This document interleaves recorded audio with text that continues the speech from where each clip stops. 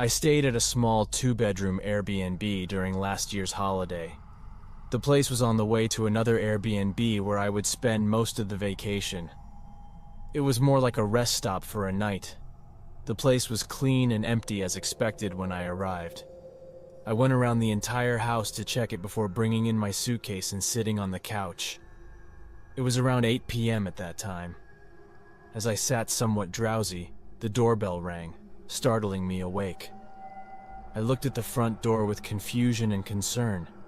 Being a young and relatively petite girl, I often find myself easily scared and uncomfortable talking to strangers, especially at night when I'm alone. I got up and walked to the door, hearing two men whispering on the other side. The door didn't have a deadbolt or anything, so I just kept the door closed and asked them, "Hello, who is it?" A man answered that they came for the Airbnb and asked me to open the door. I sternly asked what he meant, not understanding what coming for Airbnb meant. He replied that he had booked the place for tonight. I knew there must be a mistake, so I shouted through the door that I had also booked it and he needed to contact the owner. The man didn't look pleased to hear that, and if I were in his position, I would be quite upset too. I heard a pair of footsteps moving away from the door, while the other man asked again if I could open the door so we could discuss it. I was almost about to give in, my hand on the doorknob, thinking he seemed convincing. However, something told me to play it safe. I said that my husband would come down in a few minutes to sort it out. I didn't want them to think I was alone, so I hoped it would surprise them if something was wrong. However, the man didn't respond.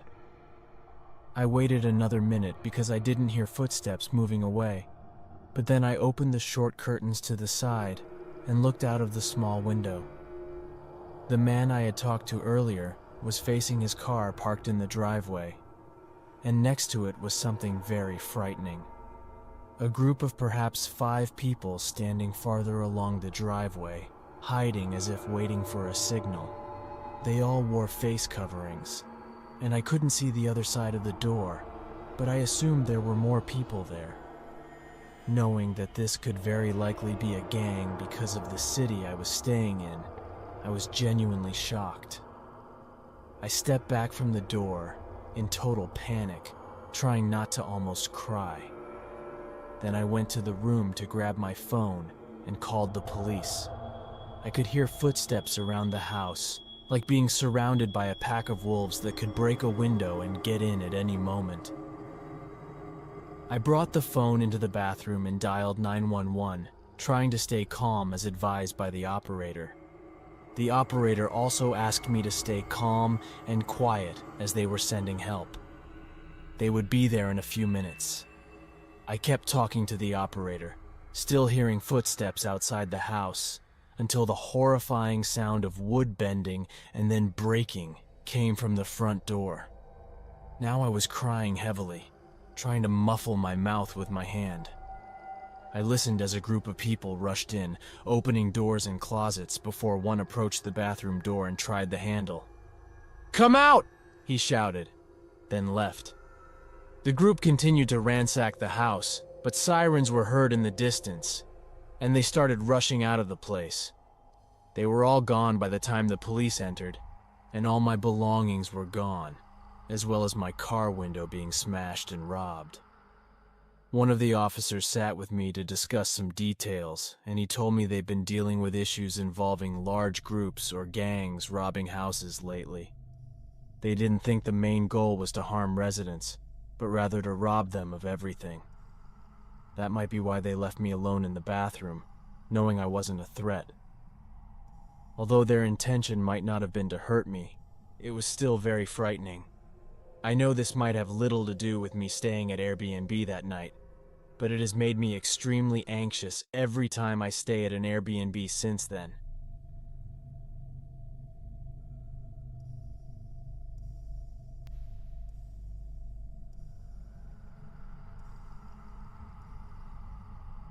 I traveled alone to Salt Lake City last year.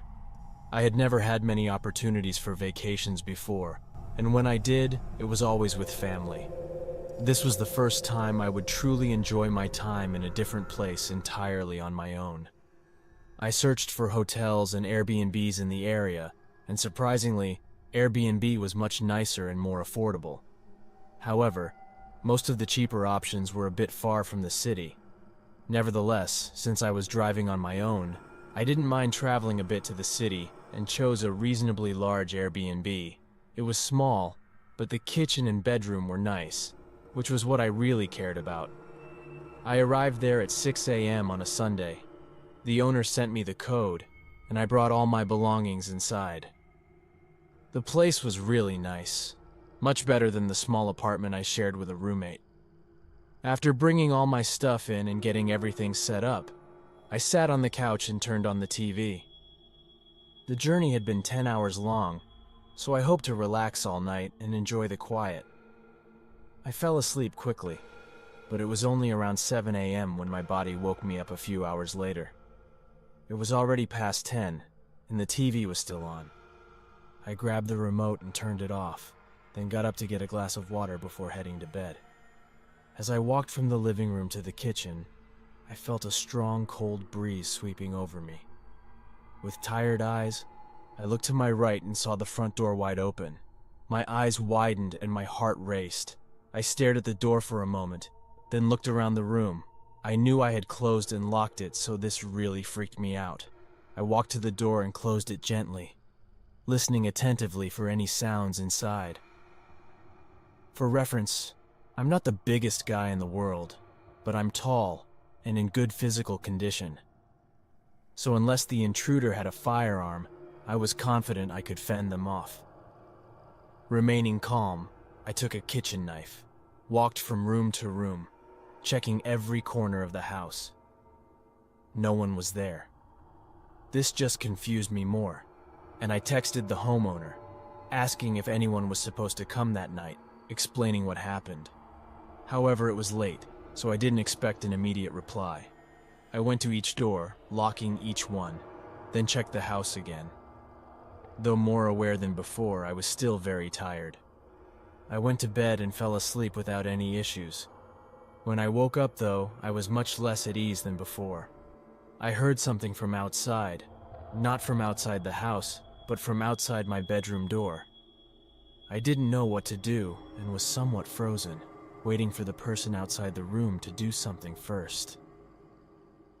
As I sat on the bed, I pondered how that person could have gotten in.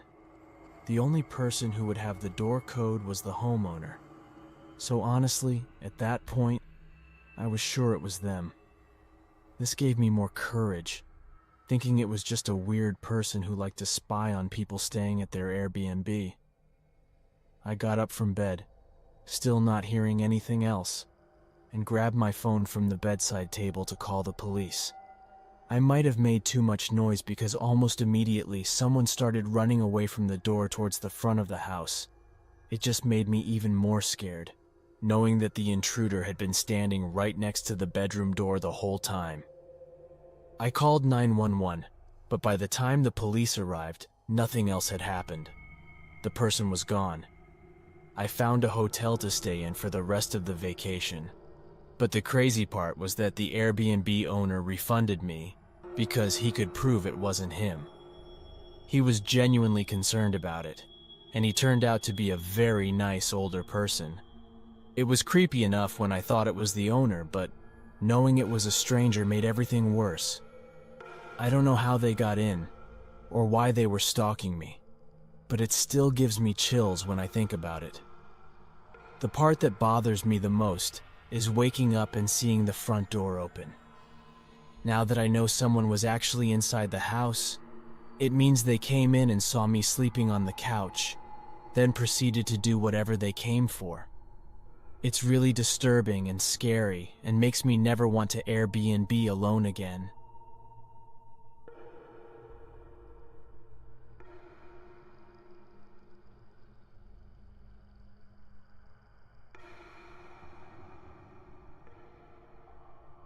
I have had an Airbnb property for several years.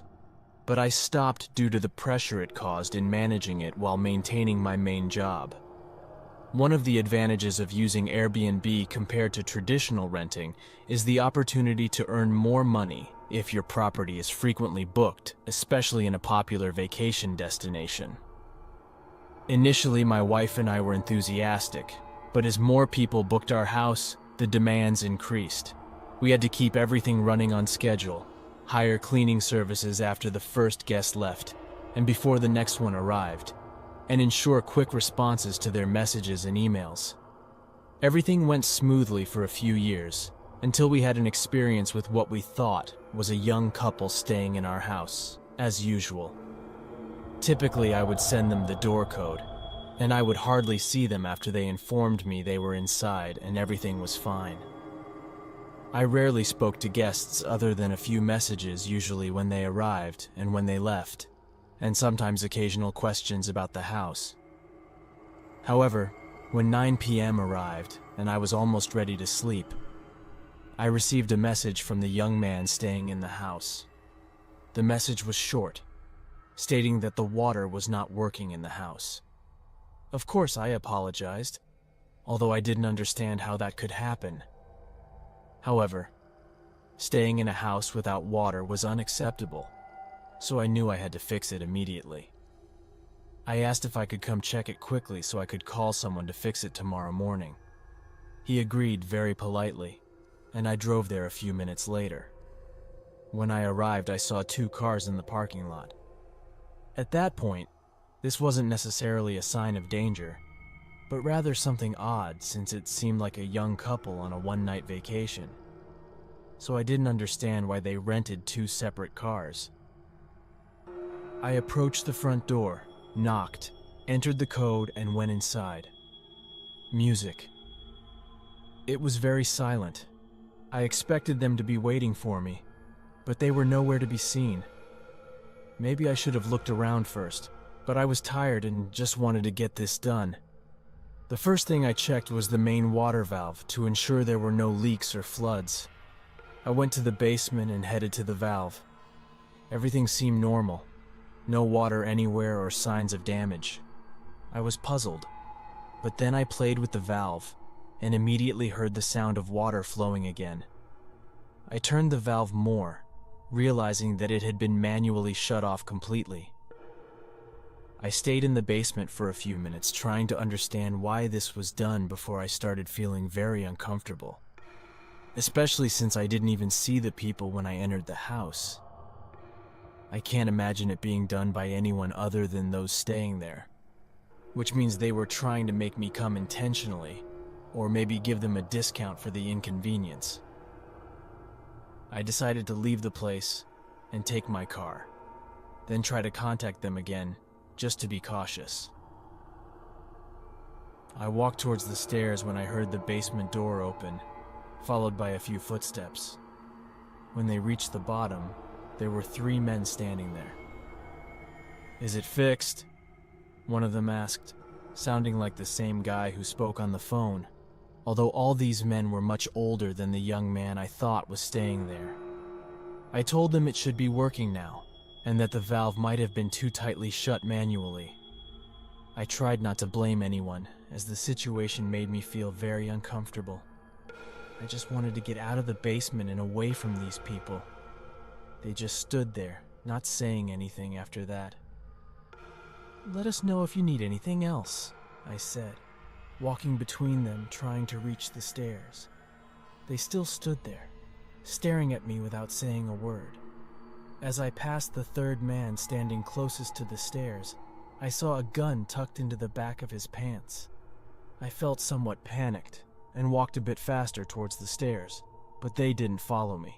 They remained in the basement as I exited the door and left quickly.